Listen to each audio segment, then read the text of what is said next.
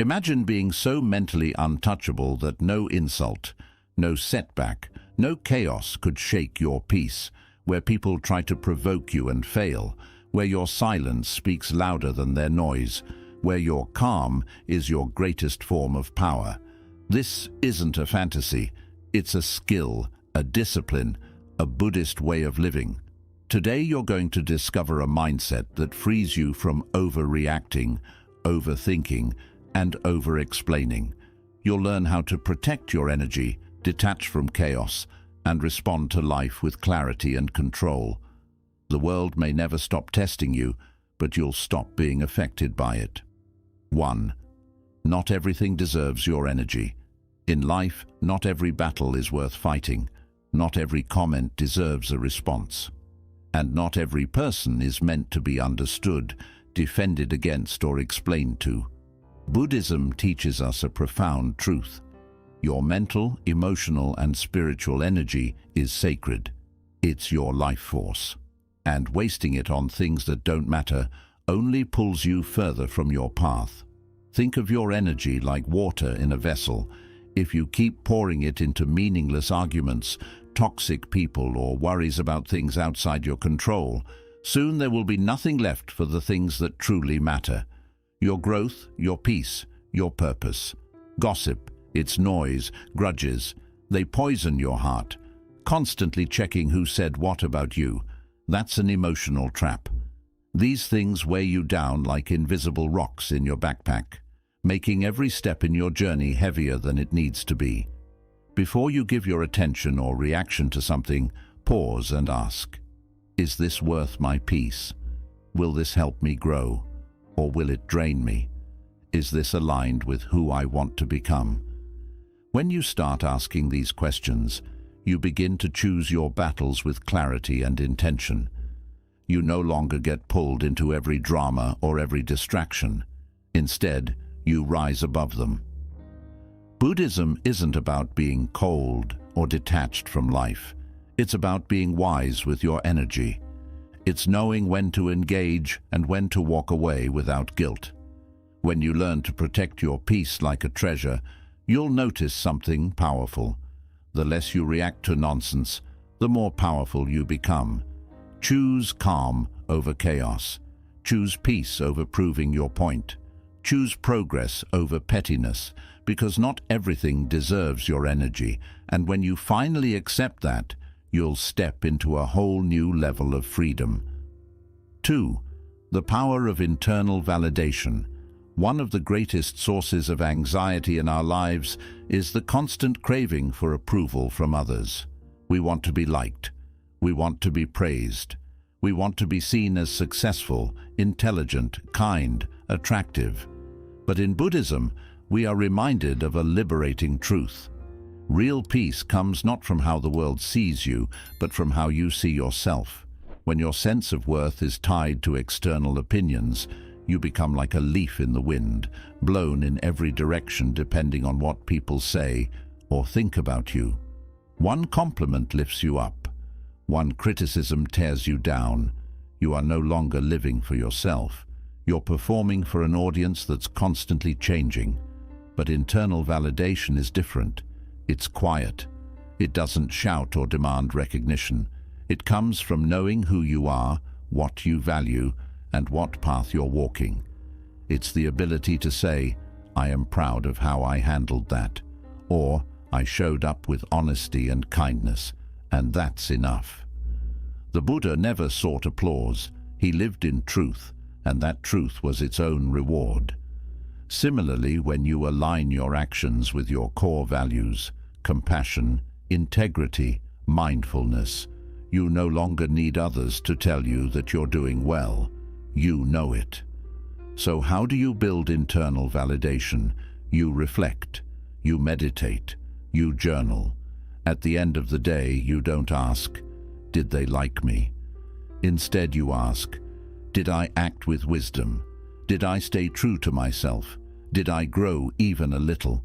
The more you practice this, the less you'll chase external rewards. The likes, the compliments, the praise, they'll feel nice, but they won't define you. And the criticism, it won't destroy you, because your foundation is rooted in self-knowledge. When you start validating yourself from within, something amazing happens. You stop needing the world's permission to feel good about who you are. You stop performing and start living. That's real freedom, and that's where unshakable peace begins. Third, respond. Never react. Life is full of unexpected moments. An insult you didn't see coming. A comment that rubs you the wrong way. A situation that instantly triggers frustration, anger, or fear. Most people react automatically. Someone says something rude and they snap back. A problem arises and they panic. But in Buddhism, there is a higher way.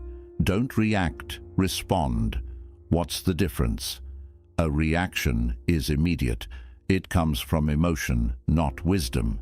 It's often defensive, impulsive, and based on fear or ego. A response, on the other hand, is conscious. It's thoughtful.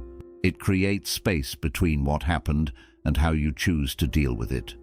Buddha taught that between stimulus and response, there is a sacred pause, a gap where you can choose how to act. And in that pause lies your power. Most suffering in life comes from losing that pause and letting your emotions drive the wheel. Let's say someone insults you.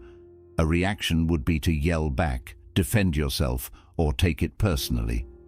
But a response would be to breathe, observe the feeling rise within you, and ask, is this really about me, or is this person just suffering too?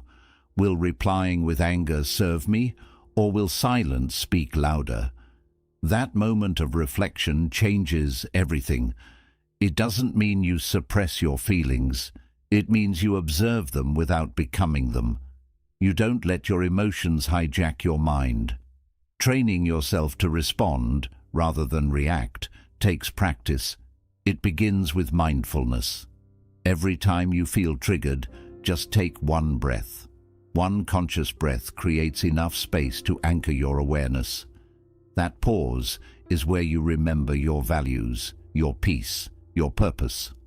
From there, you can respond in a way that protects your inner calm and honors your higher self.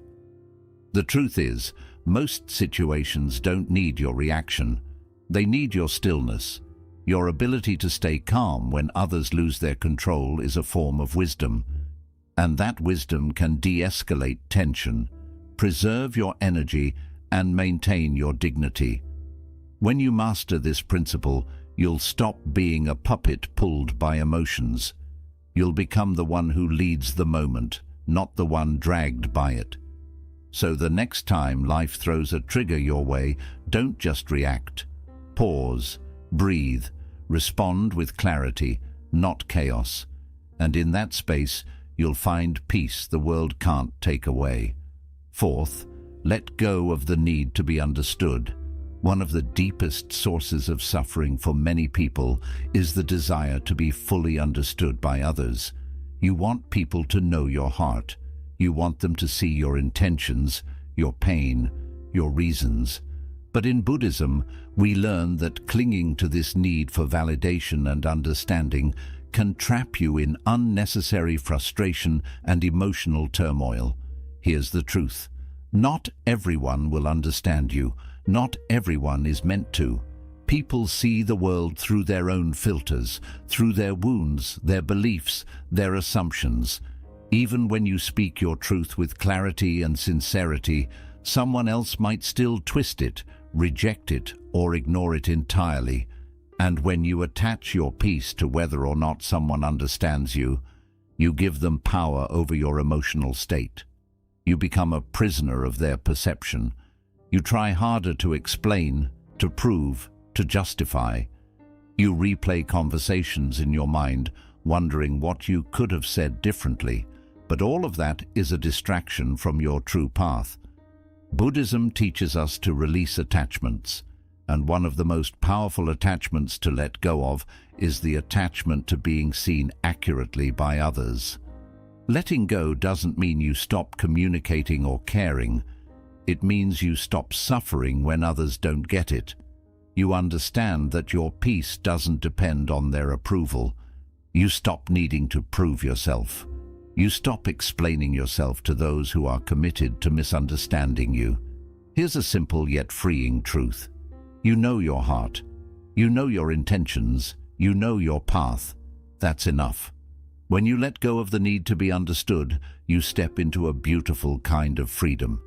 You stop chasing external clarity and start cultivating internal clarity. You begin living more authentically without needing to edit yourself for others' comfort. Practice this. When someone misunderstands you, don't rush to fix it. Ask yourself, do I really need to be understood by this person to live in peace? Most of the time, the answer will be no. Smile, breathe, wish them well, and keep moving. This detachment is not coldness, it's wisdom. It's knowing that the right people, the ones who truly see you, won't need endless explanations. And the ones who refuse to see you clearly, no explanation will ever be enough. So free yourself. Live in your truth. Let your actions speak louder than your words. And remember, peace doesn't come from being understood. It comes from understanding yourself. 5. Master the art of emotional detachment. Emotions are natural. You're human. You will feel hurt, angry, disappointed, frustrated, even heartbroken at times. Buddhism doesn't ask you to deny or suppress these feelings. Instead, it offers you a deeper path to feel fully without becoming consumed.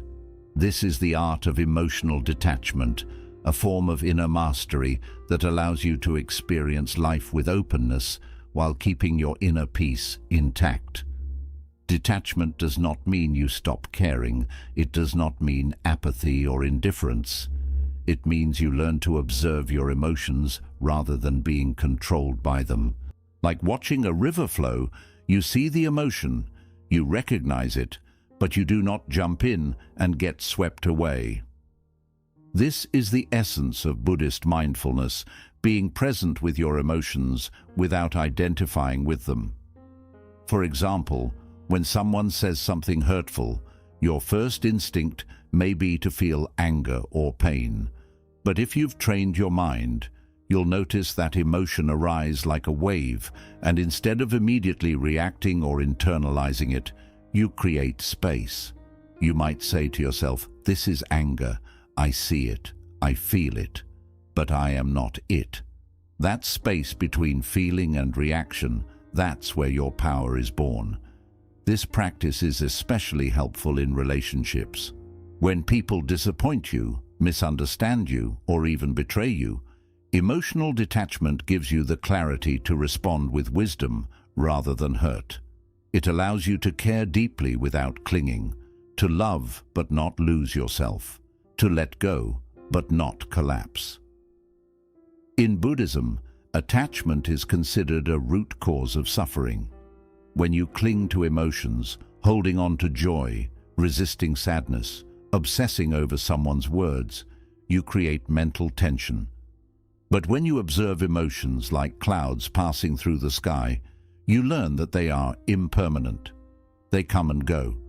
No emotion, no matter how intense, is final. Training emotional detachment takes daily practice.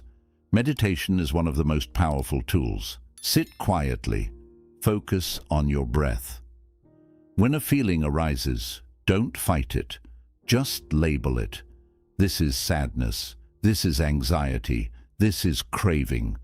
You'll notice that naming the emotion helps to neutralize its grip. Over time, you'll develop an inner stillness that remains untouched, even in the stormiest emotional weather. Detachment also means not making your identity dependent on how you feel. You are not your emotions. You are the awareness behind them. That simple realization can transform how you move through life. Emotional detachment isn't about being distant. It's about being deeply connected to yourself first. When you know how to center your own energy, you stop expecting others to do it for you. You stop needing constant reassurance because you've built a sanctuary within. So the next time your emotions feel overwhelming, Take a breath. Remind yourself, this is a moment. It will pass. I don't need to hold on. I can feel and still let go. When you master the art of emotional detachment, you become calm without being cold, strong without being rigid, and compassionate without being consumed. That's true freedom. That's unshakable peace. 6. Your peace is your responsibility. One of the most life-changing lessons in Buddhism and in personal growth as a whole is this: your peace is not anyone else's job.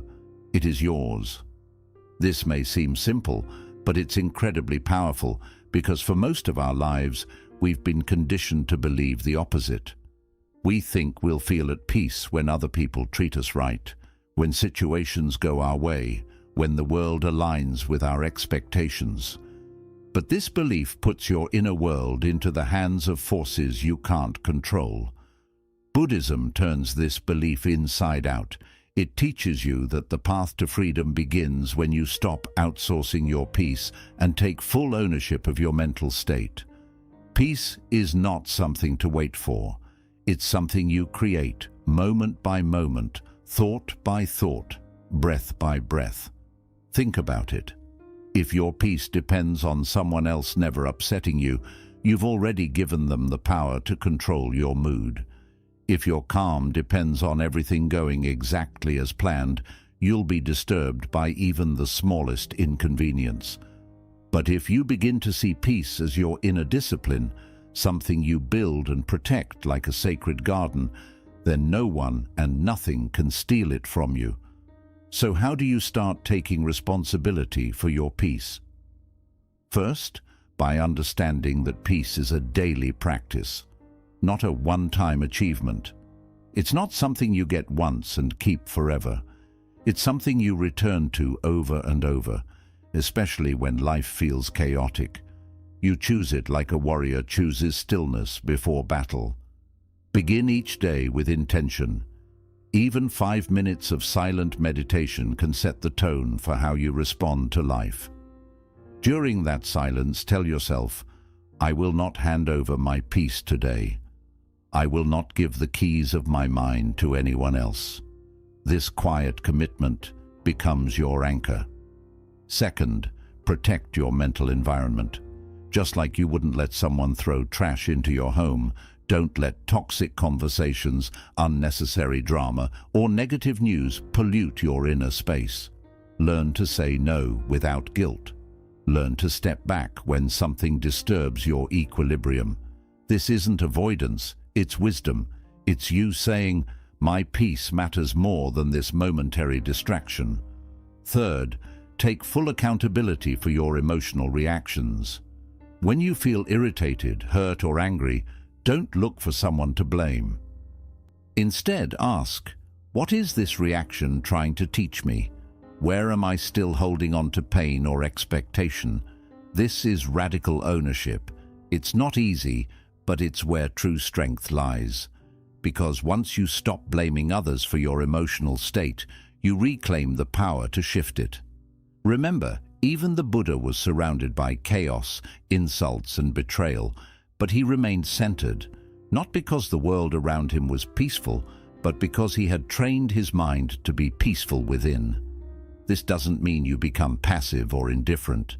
It means you become intentional. You act from a place of calm clarity instead of emotional chaos. You speak from love, not from ego. You protect your energy not to isolate yourself, but to stay aligned with your purpose. When you truly accept that your peace is your responsibility, you stop waiting for others to apologize, to change, or to understand you. You stop needing the world to bend for your comfort. Instead, you rise above your circumstances by mastering your inner world.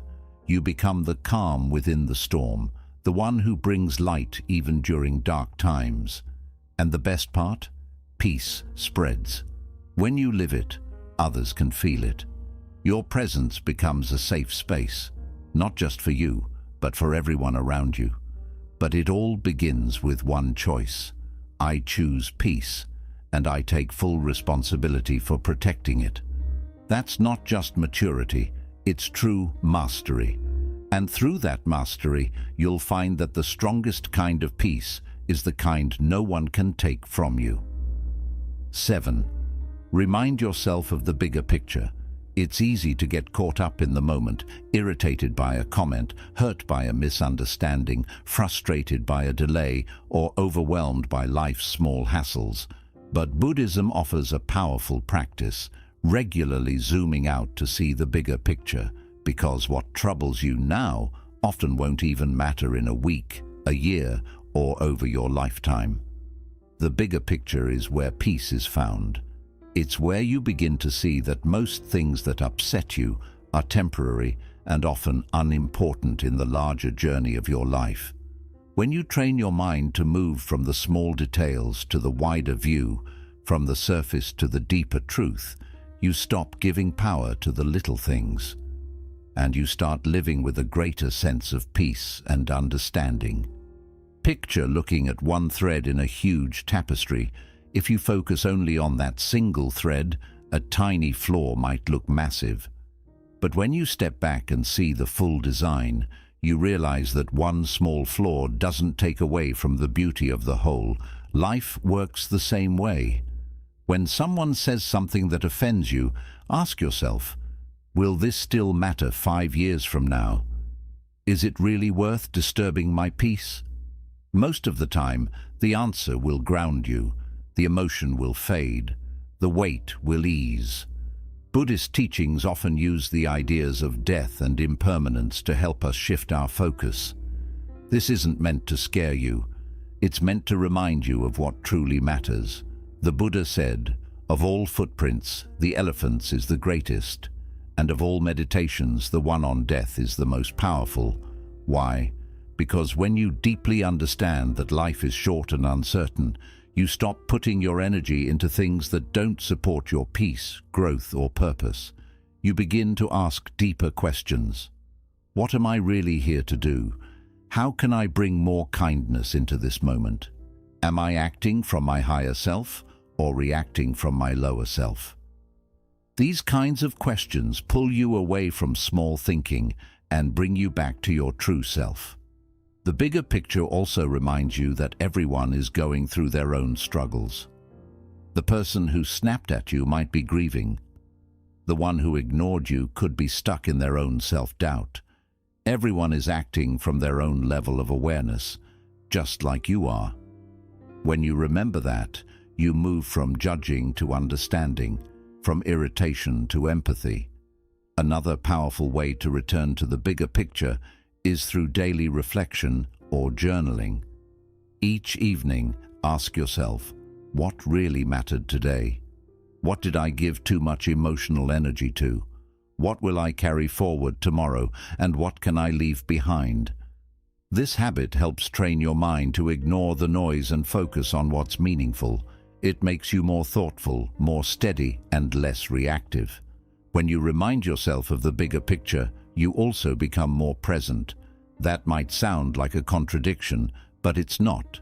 You stop worrying about what's next or what went wrong, and instead start living this moment with purpose and clarity, because you see how it fits into the bigger journey of your life. In Buddhism, the biggest picture is awakening, freedom from suffering through wisdom, compassion, and mindfulness. That's the real goal, not winning arguments, not proving you're right, not getting even, but becoming so free on the inside that nothing outside can shake your peace. So when you feel upset, frustrated, or off balance, pause, take a breath, and remind yourself, this is just one page in my story, not the whole book. Find your center again, reconnect with your path, and move ahead with the kind of peace that comes from seeing beyond the moment.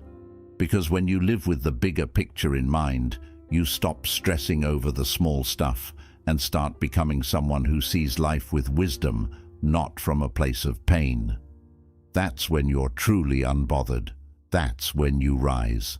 In a world full of noise, chaos, and constant emotional triggers, staying unbothered isn't a passive choice. It's an intentional discipline, and Buddhism shows us a way not to run from life, but to rise above its storms with grace and clarity. You've now learned 7 powerful principles: to protect your energy like it's sacred, to find validation from within, to respond instead of react, to let go of needing others to understand you, to master emotional detachment, to take full responsibility for your peace, and to always keep the bigger picture in mind. These aren't just ideas, they are daily habits, small shifts in your thinking, your breath, and your focus. At first, they may feel unfamiliar, but with time, they become part of who you are. And the more you walk this path, the more solid your peace becomes. Not because the world has changed, but because you have. So take these teachings and apply them slowly, with patience. Let them shape your inner voice. And remember, the most powerful person in any room isn't the loudest or the strongest. It's the one who stays calm while everything else around them is in chaos. May you walk with wisdom, may you live in peace, and may nothing shake your inner stillness.